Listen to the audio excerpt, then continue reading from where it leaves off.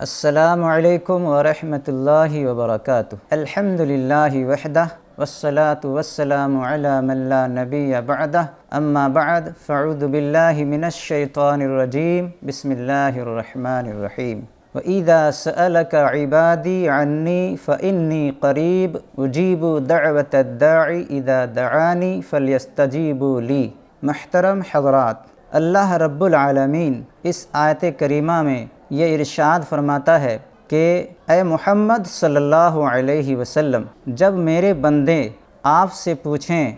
تو بتا دیں کہ یقیناً میں قریب ہوں، اور جب کوئی پکارنے والا مجھے پکارتا ہے تو میں اس کی دعا قبول کرتا ہوں، لہذا انہیں صرف مجھے ہی پکارنی چاہیے، مجھ سے ہی دعا کرنی چاہیے۔ اس آیت کریمہ سے معلوم ہوا کہ بندہ مومن کو چاہیے کہ وہ اپنی ہر حاجت اور ہر طرح کی مدد اللہ ہی سے طلب کرے، دعا صرف اور صرف اللہ ہی سے کرے اور اسی کو پکارے، اس لیے کہ دعاؤں کو سننے والا، انسان کی حاجت اور ضرورتوں کو پوری کرنے والا اللہ تعالیٰ ہی ہے، وہی ہمارا مشکل کشا اور حاجت روا ہے۔ اسی لیے ہر ضرورت کے وقت، ہر مصیبت اور بیماری کے وقت اللہ ہی کو پکارنا چاہیے۔ یہی بات اللہ رب العالمین نے سورہ غافر آیت نمبر 60 میں ارشاد فرمائی اور کہا وَقَالَ رَبُّكُمُ ادْعُونِي أَسْتَجِبْ لَكُمْ، اور تمہارے رب نے فرمایا کہ تم مجھے ہی پکارو، میں تمہاری دعا اور پکار قبول کروں گا۔ ان دونوں آیات سے یہ بخوبی معلوم ہو گیا کہ ہر حاجت اور مشکل کو دور کرنے والا، ضرورت کو پوری کرنے والا صرف اور صرف اللہ تعالیٰ ہی ہے، اسی لیے اللہ ہی کو پکارنی چاہیے، اس لیے کہ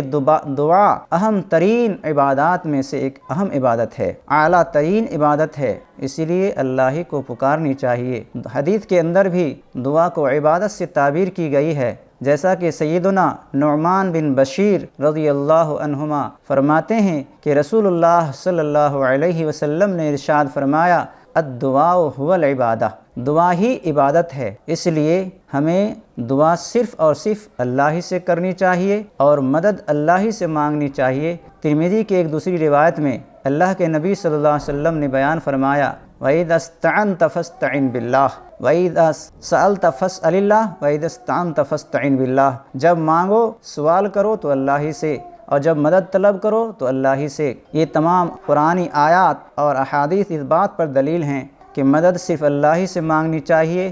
ہر قسم کی دعا اللہ ہی سے کرنی چاہیے، حاجت روائی اور مشکل کشا اسی کو سمجھنا چاہیے، کسی اور کو حاجت روا اور مشکل کشا سمجھنا شرک اکبر ہے، کسی اور کو پکارنا شرک اکبر ہے، اس سے بچنا چاہیے۔ حتیٰ کہ اگر جوتا کا تسمہ بھی ٹوٹ جائے تو حدیث کے مطابق اسے بھی اللہ ہی سے مانگنے کے لیے کہا گیا ہے۔ آخر میں اللہ تعالیٰ سے دعا گو ہوں کہ اللہ تعالیٰ ہم سب کو ہر حال میں، چاہے خوشحالی کی حالت ہو یا پریشانی کے عالم میں ہو، بیماری کی صورت میں ہو یا صحت اور تندرستی کی حالت میں ہو، ہر مصیبت، ہر بیماری اور حاجت کے وقت صرف اور صرف اللہ سے مانگنے کی اور سوال کرنے کی توفیق دے، اسے ہی پکارنے کی توفیق دے، آمین۔ السلام علیکم ورحمۃ اللہ وبرکاتہ۔